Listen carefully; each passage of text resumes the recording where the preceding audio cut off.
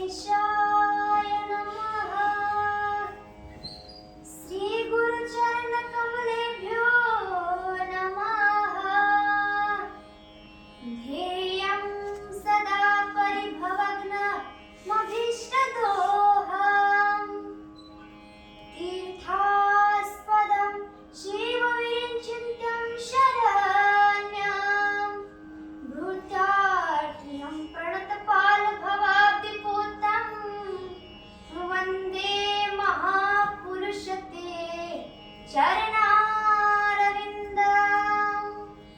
वंशी विभूषितकरां नवनीरदाभान्।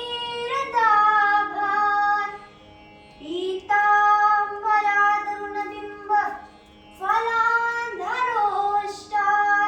पुनेन्दुसुन्दरमुखात् दरवीन्दनेत्रात्। कृष्णात् परं किमपि तत्त्वमहं न जाने। नारायणं नमस्कृत्यं नरं चैव नरोत्तमं।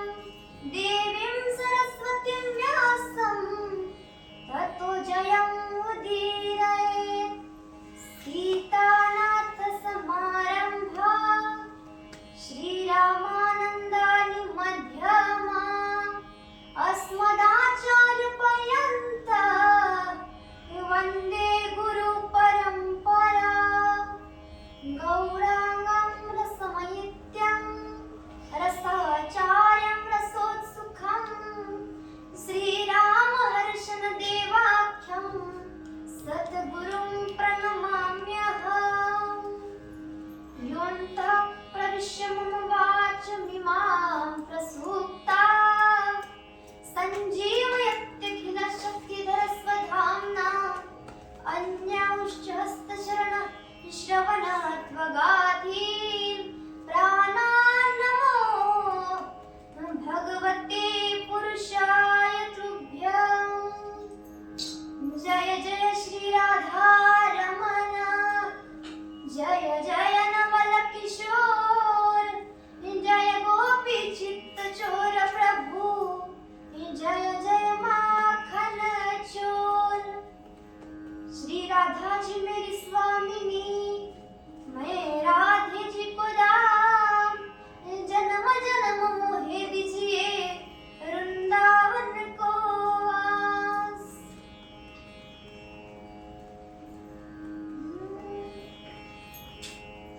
सच्चिदानंद रूपाय विश्वोत्पत्त्यादिहेतवे तापत्रय विनाशाय श्रीकृष्णाय वयं नमः।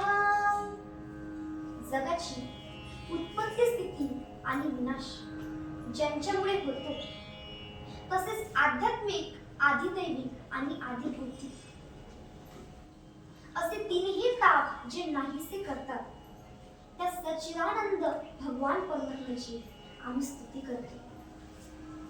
यं प्रवचन्तमनुपेतमपेतकृत्यं द्वैपायनो विरहकातर आज्वाव. पुत्रेऽपि तन्मयतया तरवोऽभिनेदु. स्तं सर्वभूतहृदयं मुनिमानतोऽस्मि. मौजी बंधन होण्यापूर्वीच लौकिक आणि वैदिक कर्म सोडून शुकदेवजी संन्यास घेण्याकरिता वनाच्या दिशेने निघाले. त्यांचे वडील व्यास विरह दुःखाने व्याकुळ होऊन पुत्रा पुत्रा म्हणून हाका मारू लागले. त्यावेळी शुकदेवांच्या तन्मयतेमुळे वृक्षांनीच त्यांच्या वतीने ओढ दिली. अशा सर्व भूत हृदय स्वरूप श्री शुकमुनींना मी प्रणाम करते. नैमिषांच्या पावन भूमीमध्ये सुतजी महाराज व्यासपीठावर विराजमान आहे.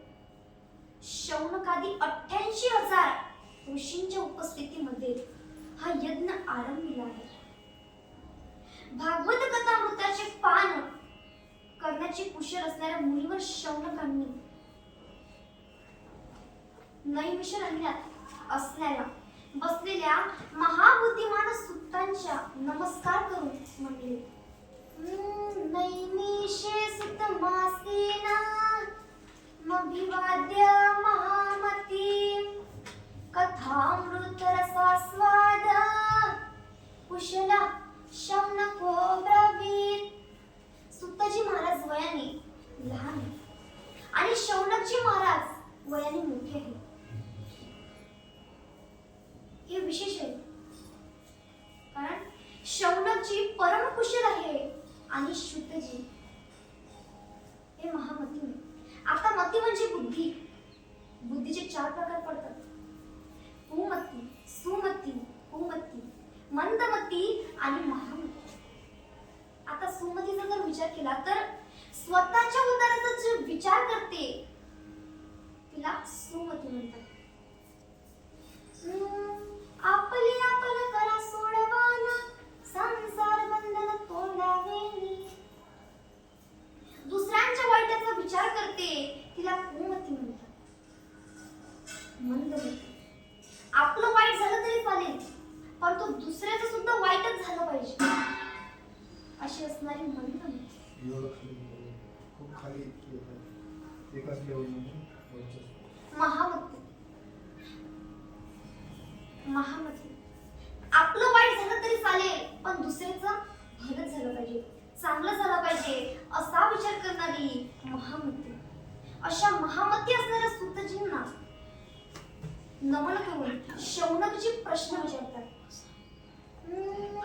अज्ञानवांत विध्वंस कोटी सूर्या समप्रभ सुताख्याय कथा सारं मम कर्णारसायनं. सुत महोदय म्हणतात, अज्ञानरूपी अंधकार नष्ट करण्याकरता लागणारे जे ज्ञान आहे ते आपल्या ठिकाणी कोट्यावधी सूर्याच्या तेजाच्या बरोबरीचे आहे. आमच्या कानाला अमृत समान वाटणारी सारभूत कथा आपण आम्हाला सांगणार. भक्ती, ज्ञान आणि वैराग्य यांच्याद्वारे प्राप्त होणारा महान विवेक कशामुळे वृद्धिगत होतो. तसेच माया मोहापासून कशी मुक्ती होते, कशी मुक्ती होतात. या घोर कलियुगामध्ये मनुष्य प्राणी बहुधा आसुरी स्वभावाने झाले. विविध तापांनी पोळलेल्या या जीवांना सुद्धा होण्याचा श्रेष्ठ उपाय कोणता? आपण आम्हास असे शाश्वत सांगा की ज्या योगे अधिक कल्याण होईल, जे पवित्रालाही पवित्र करून देईल आणि भगवान श्रीकृष्णाची प्राप्ती करून देईल. भागवत रूपीचा सरलम उपाय आम्हाला सांगा. कारण तुमच्यावर गुरुदेवांची कृपा आहे, तुमच्या गुरुदेवांची मोठी कृपा आहे. संसारामध्ये चिंतामणी प्राप्त झाला असता ज्या वस्तूचं चिंतन कराल ती वस्तू प्राप्त होते. कल्पवृक्षात तो प्रगट करतो पण चिंतामणी आणि कल्पवृक्षामध्ये हे सामर्थ्य नाही की जे परमात्म्याला प्रगट करेल. कल्पतरुड वही जो कोणी बैसला काय उठो त्याला सांग जोजी. कल्पतरू तडवटी जो कोणी बैसला काय उने त्याला सांगा जोजी. सारी कामात आहेत ते. हे सामर्थ्य फक्त श्री गुरूंच्या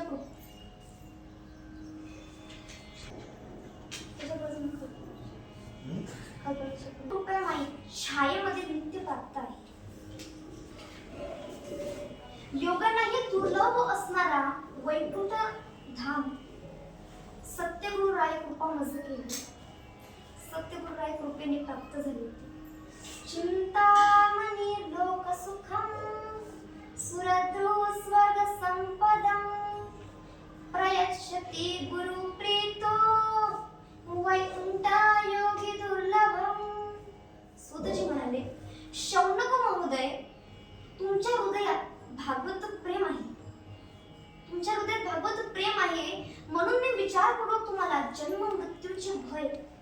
नाहीसे करणारा सर्व सिद्धांताचा निष्कर्ष सांगतो, ज्यामुळे भक्ती प्रवाहाला वेग येतो आणि भगवान श्रीकृष्णाच्या प्रसन्नतेला प्रमुख कारण होऊ शकते. ते साधन मी तुम्हाला सांगते, लक्ष करूया का? जेव्हा वक्ता एखादी गोष्ट सांगत असतो तेव्हा श्रोत्यांना सावध करत असतो. सावधानतया शृणु. जेव्हा वक्ता एखादी विशिष्ट किंवा महत्त्वाची गोष्ट सांगतो तेव्हा श्रोत्यांनी सावध होणं फार गरजेचं, फार महत्त्वाचं. ज्ञानेश्वरीमध्ये ज्ञानेश्वर सावध करतात, तरी अवधान ऐकळे तेजे, मग सर्व सुखासी पात्र होईजे, ते प्रतिज्ञोत्तर माझे उघडाय का. सुतजी सावध करतात, ऋषींनो, या संसारामध्ये सर्वात जास्त भीती मृत्यूची. कलियुगात मनुष्य प्राणी कालरूपी सर्पाची भक्ष्य झाले. या त्रासांचा संपूर्ण नाश करण्यासाठी श्री शुकदेवांनी श्रीमद भागवतात शास्त्रावर प्रवचन केले. काल व्याल मुख त्रास निर्नाश हेतवे, श्रीमद भागवतम शास्त्र कलोकिरेन भाषितम.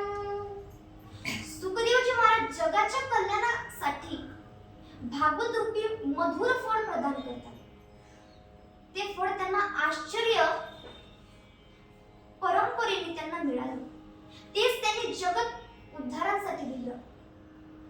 जगाच्या कल्याण संतांच्या विभूती, देह कष्ट भीती परोपकारी. जेव्हा परीक्षिती राजा समोर मृत्यूचं भय उपस्थित झालं, 7 दिवसात मृत्यू होणार आहे असं राजाला कळल्यानंतर त्याच्या स्वकल्याणाकरिता गंगेच्या तीराला आला. त्यावेळी महामुनी शुकदेवींनी त्याचं भागवत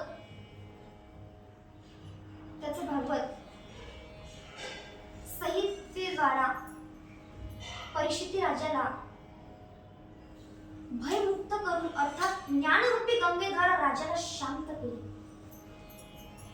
आणि सांगितले, गंगावर जेव्हा शुकदेवांची राजा परीक्षिती राजाला कथा सांगत होते, गंगा तटावर जेव्हा शुकदेवजी राजा परीक्षिती राजाला कथा सांगत होते, तेव्हा ही गोष्ट देवतांना माहित झाली. परीक्षिते कथा वक्तुम सभायां संस्थिते शुके, सुधा कुंभ गृहीत्वैव देवास्तत्र समागमम्. तेव्हा देवांनी स्वर्गातील अमृत कलश शुकदेवजी पुढे ठेवला आणि प्रणाम करून देवता बोलू लागले, आम्ही असं ऐकलं की स्वर्गातील परीक्षित राजाला अमृत पाजा, ज्या योगे हे मरण भयातून मुक्त होईल. शुकदेवजींना आश्चर्य वाटलं, देवता एवढा परमार्थिक केव्हापासून झाला? या मृत्यू लोकामध्ये प्राय मनुष्य मरतात. मी यांना बोलवलं नाही, परिस्थितीने त्यांना बोलवलं नाही. न बोलवता ते जर आले तर या मागे काहीतरी उद्देश असेलच, काहीतरी उद्देशाने ते आपल्याकडे आले असेल, काहीतरी कारण असतील. देव स्वतः बोलू लागल्या, महाराज, हे स्वर्गातील अमृत तुम्ही परीक्षितला द्या आणि या बदल्यात आम्हाला कथामृत आम्हाला द्या. तेव्हा शुकाचार्य हसू लागले आणि देवतांना म्हणाले, मी समजलो होतो की काहीतरी गडबड नक्कीच आहे. जेव्हा तुम्ही दधीशी ऋषींना भेटायला गेले, त्या बदल्यात त्यांना तुम्ही हाड मागितले. तुम्ही मोठे स्वार्थी आहात, स्वतःचं कार्य करण्यामध्ये मोठे निपुण आहात. अमृत सामान्य नाही, 14 रत्नांपैकी एक आहे. शुकदेवजी म्हणतात, देवतांनो, तुम्ही जर श्रद्धेने श्रोता बनून आले असते तर अवश्य तुम्हाला कथामृत दिलं असतं, पण तुम्ही सौदागर बनून आले तुम्ही सौदा करून भरून आले. अरे म्हणून त्या कोणी काचेच्या तुकड्याच्या बदल्यात किती किमती मनी देईल. काय कोणी काचेच्या तुकड्यात आणि कुठे काचेचा तुकडा आणि कुठे लाखाची मनी तुम्ही ठगवणारे आहात. वसुधा कथालोके वकाशकमनिर्महा ब्रह्मरातु विचाथेवा तदा देवाजहासः. देवतांना सुखदेवजींनी हाकलून दिले, कारण स्वर्गातील अमृत पिणाऱ्यांना क्षणाक्षणाला नाशाकडे जावं लागतं. ते तम मुक्ता सर्वलोकं विशालं श्रिये पुण्यमद्य लोकं विशन्ति. एवत्रये धर्ममनु प्रपन्ना गतागतं कामा लभन्ते. झालेली सेवा माऊली ज्ञानोबांच्या चरणी तसेच माझे गुरुवर्य यांच्या चरणी समर्पित करते आणि पुढील सत्र आपण पुढे बघू.